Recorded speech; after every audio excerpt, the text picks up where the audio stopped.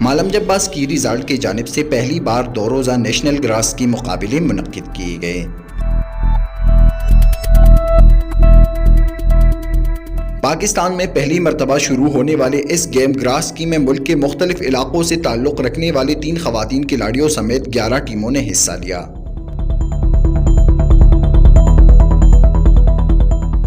تقریب کے مہمان خصوصی وزیر اعظم عمران خان کے ایڈوائزر مالک امین اسلم تھے۔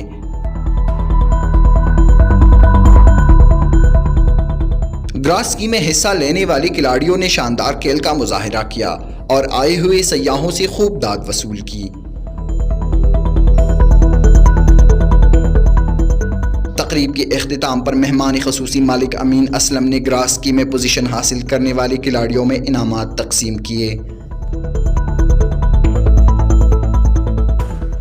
وقاص ہارون، sportstory.news